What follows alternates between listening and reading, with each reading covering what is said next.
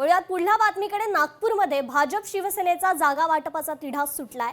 151 जागांपैकी भाजपनं सेनेला 8 जागा दिल्या, तर 6 जागांवर भाजपनं स्वतःचेच उमेदवार दिलेले आहेत। तर दुसरीकडे नागपुरात शरद पवारांची राष्ट्रवादी आणि काँग्रेसची आघाडी शेवटच्या क्षणी तुटलेली आहे।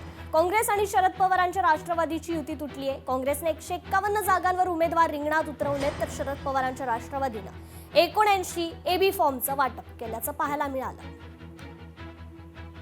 या संदर्भात आपण अधिक अपडेट घेऊयात आपले प्रतिनिधी ज्ञानेश्वर पवार यांच्याकडून।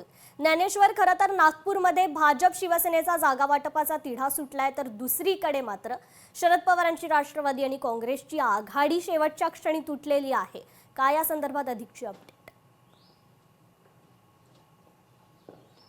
अगदीच कृपा, मागील आठवडाभरापासून नागपूरमध्ये जागा वाटपाच्या फॉर्म्युल्यावरून जे आहे ते अनेक बैठका आणि अनेक नाट्यमय घडामोडी जे आहे ते घडल्याचं दृश्य नागपूरमध्ये पाहायला मिळालं। काल अखेरच्या क्षणापर्यंत युती आणि आघाडी संदर्भामध्ये संभ्रम जो आहे तो कायम होता। अखेर शिवसेना आणि भाजपची युती तर झालेली आहे। जवळपास 151 जागांपैकी जे आहे ते 143 ठिकाणी भाजपने आपले उमेदवार रिंगणात उतरवले, तर 8 जागा त्यांनी शिवसेनेच्या वाटेला दिल्या। मात्र या ज्या जागा शिवसेनेच्या वाटेला दिलेल्या त्यापैकी 5 ते 6 उमेदवार जे आहेत ते भाजपचेच आहे आणि त्यांना फक्त शिवसेनेकडून जे आहे ते उमेदवारी देण्यात आलेली आहे। त्यामुळे काही शिवसैनिकांनी एकंदरीत रात्री शिवसेनेच्या कार्यालयासमोर आपला रोष व्यक्त केला। ही युती नसून ही थेट भाजपच्या उमेदवारांना जे आहे ते या ठिकाणी देण्यात आले। जे राज्यमंत्री आशिष जयस्वाल आहे, ज्यांनी या सगळ्या युती संदर्भामध्ये जे आहे ते बैठका घेतल्या, शिवसेनेची बाजू मांडली, त्यांच्यावर कुठतरी या शिवसैनिकांचा एकंदरीत जो आहे तो रोष जो आहे तो रात्री शिवसेनेच्या कार्यालयासमोरच आपल्याला पाहायला मिळालं। दुसरं म्हणजे महाविकास आघाडीचं जवळपास फॉर्म्युला जे आहे ते ठरलेलं होतं। 129, 12 आणि 10 अशा पद्धतीने जागा वाटपाचा फॉर्म्युला निश्चित झाला आणि काँग्रेसचे शहराध्यक्ष आणि आमदार विकास ठाकरे यांनी जवळपास माध्यमांसमोर येऊन जे आहे ते या पद्धतीने आकडेवारीची स्पष्टता देखील केलेली होती। मात्र अखेरच्या रात्री असं काय घडलं की राष्ट्रवादी आणि काँग्रेसमध्ये बिनसला आणि काँग्रेसने थेट राष्ट्रवादीच्या नेत्यांचं फोनच उचलणं बंद केलं, कारण की राष्ट्रवादीने जवळपास उत्तर नागपूर जे नितीन राऊत यांचं विधानसभा मतदारसंघ आहे त्या मतदारसंघातील काही जागा मागितल्या होत्या।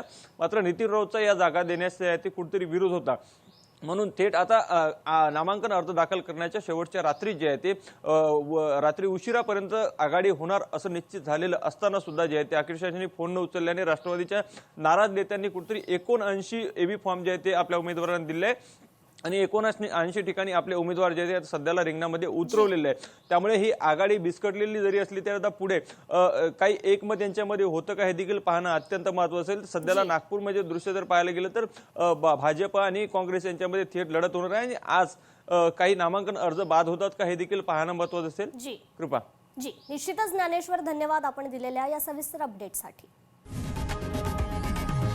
लोकशाही मराठी ऐका, पहा, जागरूक रहा।